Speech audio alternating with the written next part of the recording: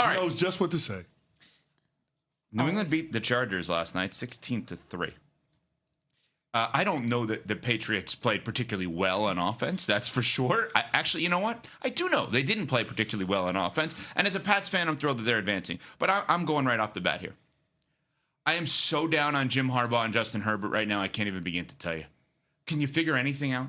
Anything? Can you do anything? Jim Harbaugh, who I have anointed as the best reputation and the best resume of the non-title coaches in the NFL. I've said about Justin Herbert, he's the guy, he's, out of the prototype, he's 0-3 in the playoffs. Justin Herbert was bad last night. I understand the protection wasn't great. Protection wasn't great for New England either, and Drake Maye found a way. And the coaching, Josh McDaniels dialed things up, Mike Vrabel dialed things up. What did Harbaugh do last night? Did he do anything? I was so unimpressed with those two guys, and I have to take a step back. That's not a top 10 quarterback in the league. That's not a top 5 to 10 coach in the league right now. I have egg on my face big time. Not that I thought the Chargers would win, but my anointment of those two guys was, as a tandem in the NFL, was very premature. I was so unimpressed with them last night. Just to add to that, didn't we say Jim Harbaugh was the biggest benefit of the doubt guy in the NFL? Not anymore. That's out. That's out. Interesting. I was so unimpressed with him offensively last night. And by the way, maybe I shouldn't read too much into it. Does he speak during the game? How many shots did NBC get of him where he's like leaning over and he's just looking? Talk! You're Jim Harbaugh. You know what? Talk to someone. And I'm glad you didn't. What did he do last night? Will Campbell stunk for the Patriots, their top 5 pick left tackle. Yeah, Khalil Mack was eating him for dinner, right? You can't let it keep going. You can't figure out anything on offense. Name one player outside of Christian Gonzalez for the masses on the defense of the Patriots. Most people can't do that. You knew Milton Williams at the end because he closed it out. Christian Barmore, okay? This is not some star-studded defense. This is schematically a Mike Vrabel defense that ate Jim Harbaugh and Justin Herbert for dinner last night. That was an embarrassment by the Chargers. I can't believe they couldn't figure out how to do anything offensively. Well, go ahead, Susie. Yeah, I'm with you on that one. To me, the sudden change situations where you're not able to convert off of the takeaways, that's the multiple times. That's what I'm saying. Yeah. That's why I use takeaways, plural, sir. I mean, the one in the first quarter is the biggest one, though, because you're gifted the ball in the low red zone, and you got goal to go, and you can't come up with anything in that spot. You can't come away with no points under that circumstance. And then on the strip sack, when the Patriots are driving in the third quarter, you got to be able to find a way to convert off of the momentum from the Oweh play that he makes on Drake Maye. And the fact that you couldn't is an indictment not only on the quarterback but also on the head coach. But I want to focus on Justin Herbert because we all talk about how this guy was built in a lab and from a talent standpoint, he's looking eye to eye with every quarterback in the NFL. Let's stop it with that. Yep. It doesn't matter. Like, I don't want to hear about your talent or your traits because if you got to talk about talent or traits, that means you can't talk about winning. And Justin Herbert damn sure can't do that when it comes to postseason football. The top 3 quarterbacks from the 2024 draft class all got playoff wins. And here we are 3 head coaches later, still waiting on Justin Herbert to make it work with the LA Chargers. Mm-hmm. At some point, all of that talent has to translate to success. And, oh, by the way, I get that you're shorthanded, offensive line banged up, skill position players banged up. That's what the money is for. They paid you $250 million on a contract, sir.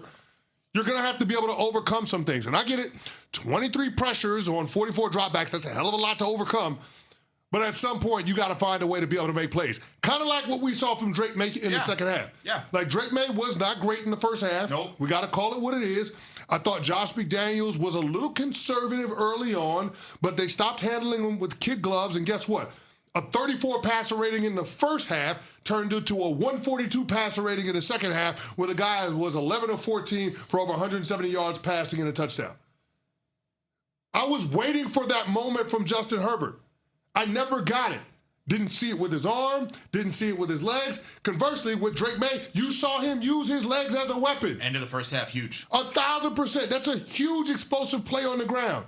Those are the types of things that you have to have from a momentum standpoint if you want to win a playoff game, and in the Chargers case, especially on the road. Yep. And Justin Herbert just couldn't make those plays. So I think Justin Herbert needs to be front and center when it comes to the brunt of the criticism that we direct to the LA Chargers. And from this moment forward, we all need to be skeptical of all of the preseason hype talk when it comes to the LA Chargers. Because when it comes to the postseason, when it comes to what we get from them in the playoffs, they're paper tigers. No doubt.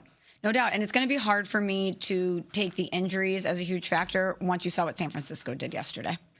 You know what I mean? You find a way. It's the playoffs. And not only is Justin Herbert winless in the postseason, 2 seasons under Jim Harbaugh, 0-2 in the playoffs, terrible offensive performances in both of those games.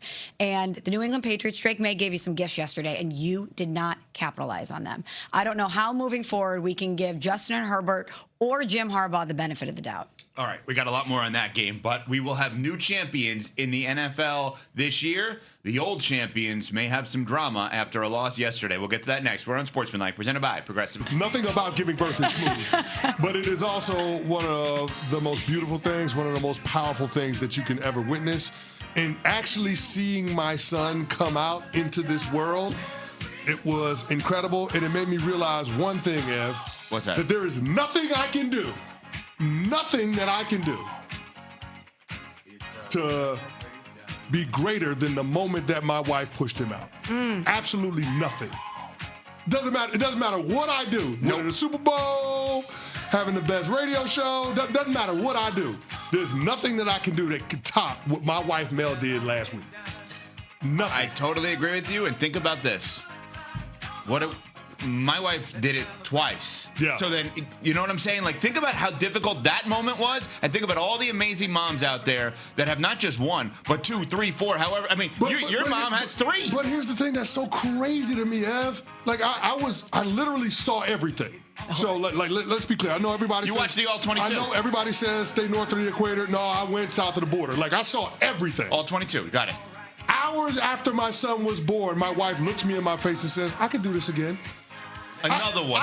She went DJ Khaled on you? No idea what kind of Jedi mind tricks God plays on women, but for her to go through what I saw her go through, over 30 hours of labor, and then to say, yeah, I do it again, like it's insane. A mother's love. Yeah, she's in their euphoria. The only thing it could be, Smalls, listen, if you want to worry about population control, make men have babies, because guaranteed all of us would be one and done. There's no shot that a man would have multiple kids. No chance if we had to deliver the baby. No shot. No. How's he sleeping? Oh, we're team no sleep. I mean, you said this. Everybody that I know that's a dad, that's a parent has said this. It's team no sleep. But here's the thing. My son is the only person that can hold me to 1 hour of sleep in a 24-hour cycle and not get cussed out. Yep. He's just so stinking cute. He's so cute. I mean, he is the best. He's absolutely perfect, Smalls. Now, I will say this, because I heard y'all going through the scouting report with Mel Kiper last week. That's right. I heard that. Right. We didn't have the full slate of measurables. No, exactly. Now we got the full measurables, 8 pounds, 12 ounces, 22 inches long, all of the things. My scouting report as a dad, yes, my diaper changing, solid. Really? Really. My diaper changing is really solid. Good to know. Now, I have never changed a diaper before. My son. Ever? I have never. I never did. I have never held a newborn before my son. Now, my holding game, like my soothe, sway, and lay game, top tier. Really? Second to none. Second to none. Now, where I need some work.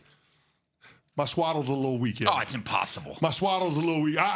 Just wrap it like a burrito and call it a day. I'm trying that, but he keeps breaking out of the swaddle. Yeah. Like I wrap him in the swaddle, and then like a minute later he's waving at me. Like come on, man, I'm trying to swaddle you. Just tie him in a knot. You can't move in the bassinet, and like the kid is sitting there just waving at me and not doing all easy. this. No, I'm but like, come on, man, I'm trying to swaddle you so you go to sleep. What is it, like a swim technique? Is this something Mel needs to know about the hand movements here? Yeah, he does this thing where he like elbows the swaddle. Like he's got it. The kid is like MacGyver now. Like he elbows the sides of the swaddle, I guess, to give it a little bit of room, and then he wiggles his left hand out of there. Oh, so it's a rip technique. It's a rip technique. Got it. It's like he gives you the elbows, he gives you the chicken wing, he gives you the flipper, and then he rips through.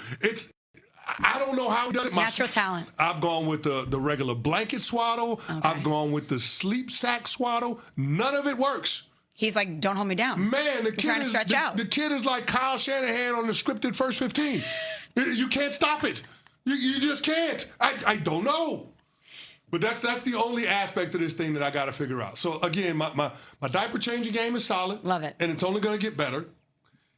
My soothe, sway, and lay game, calm him down. That's pretty good. We got to work on the swaddle though. We got to work on. I feel like he's not sleeping because I can't swaddle. But you're going to make those in-game adjustments. I have faith in you. And you're going to come back better. Or I could be like the Philadelphia Eagles in the second half. I don't know. Oh. I don't know. You're talking about I'm making in-game adjustments. I could be like Nick Sirianni when it comes to swaddling. All right. Well, we have 100 more years of this.